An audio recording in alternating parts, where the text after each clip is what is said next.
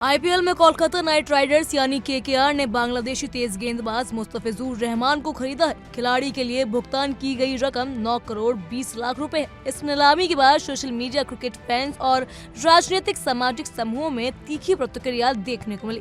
खासकर कथावाचक देवकीनंदन ठाकुर ने इस पर सार्वजनिक मंच से तीखा विरोध जताया। जी हाँ, उन्होंने सीधे तौर पर टीम के मालिक शाहरुख खान और केकेआर के प्रबंधन को निशाने पर रखा है। देवकीनंदन जी का कहना है कि पहले ही चेतावनी दी जा चुकी थी कि बांग्लादेश का कोई भी क्रिकेटर हिंदुस्तान में नहीं आना चाहिए। उनका तर्क है कि वर्तमान क्षेत्रीय हालात और पड़ोसी देश में धार्मिक अल्पसंख्यकों की स्थिति को देखते हुए ऐसे खिलाड़ियों को टीम में शामिल करना गलत संदेश देता है। और उन्होंने ये भी आरोप लगाया है कि जिस व्यक्ति ने मुस्तफिजुर रहमान को खरीदा वो मुंबई में रहता है और उनके अनुसार उसका पाकिस्तान के प्रति प्रेम भी है। मुंबई में अपने अनुयायियों को संबोधित करते हुए देवकीनंदन जी ने मंच से चेतावनी दी कि अगर टीम इस खिलाड़ी को बनाए रखती है तो वो केकेआर टीम का बहिष्कार करने के लिए मजबूर हो जाएंगे। उन्होंने कहा कि मिस्टर केकेआर, भूलना मत कि इन्हीं हिंदुस्तानियों ने तुम्हें हीरो बनाया है और जो हीरो बना सकते हैं वो जीरो भी बना सकते हैं। उन्होंने ये भी कहा कि लीग में मुस्तफिजुर रहमान को खेलने देने के लिए वो पिच को नुकसान पहुंचाने और मैचों में बाधा डालने के लिए मजबूर होंगे। इस पूरे विवाद की जड़ केवल क्रिकेट नहीं बल्कि सामाजिक और राजनीतिक पहलू भी है। देवकीनंदन जी ने बांग्लादेश में हिंदुओं के खिलाफ होने वाली घटनाओं का हवाला देते हुए बताया कि ऐसे समय पर किसी बांग्लादेशी खिलाड़ी को टीम में शामिल करना संवेदनशील और विवादास्पद कदम है। उनका कहना है कि कार्रवाई भारतीय जनता की भावनाओं के खिलाफ है। आइए सुनाते हैं आपको कि आखिर देवकीनंदन जी ने क्या कुछ कहा। इस खिलाड़ी की कीमत का भी उल्लेख किया और सवाल उठाया कि 9 करोड़ 20 लाख रुपए का पैसा कहां जाएगा और किस उद्देश्य में इस्तेमाल होगा।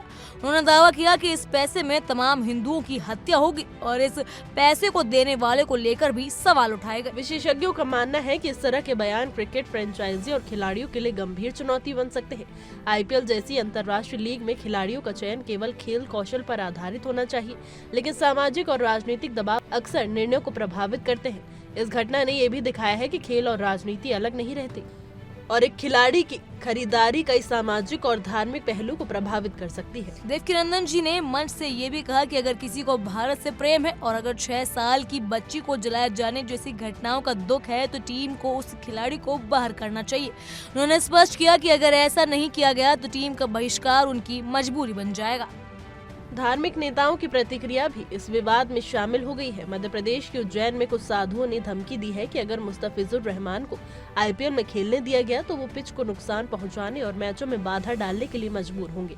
इस मुद्दे को और भी संवेदनशील बना दिया है। इस बीच आईपीएल फ्रेंचाइजी केकेआर और मालिक शाहरुख खान ने भी अभी तक इस विवाद पर कोई आधिकारिक बयान नहीं दिया है। सोशल मीडिया पर प्रतिक्रियाओं का तूफान जारी है, जहाँ कुछ लोग देवकीनंदन जी के बयान के समर्थन में हैं, जबकि कई लोग इसे अतिवादी और अवैधशील मान रहे हैं। विशेषज्ञों का मानना है कि इस विवाद से लीग की छवि प्रभावित हो सकती है। टीमों और फ्रेंचाइजी को अब खिलाड़ियों के चयन में केवल खेल कौशल नहीं बल्कि सामाजिक और राजनीतिक पहलू का भी ध्यान रखना पड़ेगा।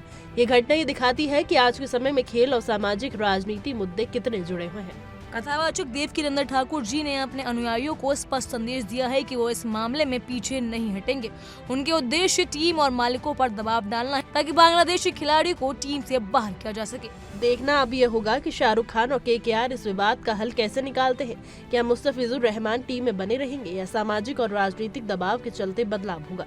आईपीएल 2026 में ये विवाद केवल एक खेल निर्णय नहीं रह गया है बल्कि व्यापक सामाजिक और राजनीतिक बहस का हिस्सा बन चुका है। हमारी रिपोर्ट में हमने पूरे मामले की पृष्ठभूमि, देवकीनंदन ठाकुर जी के बयान और सामाजिक प्रतिक्रियाओं का विश्लेषण पेश किया है। आईपीएल प्रेमियों और जनता के लिए ये एक गंभीर मुद्दा बन चुका है। इस पर आपकी क्या कुछ राय है, हमें कमेंट सेक्शन के जरिए जरूर बताइएगा। फिलहाल के लिए इतना ही। तमाम खबरों के लिए फॉलो कीजिए इंडिया डेली को।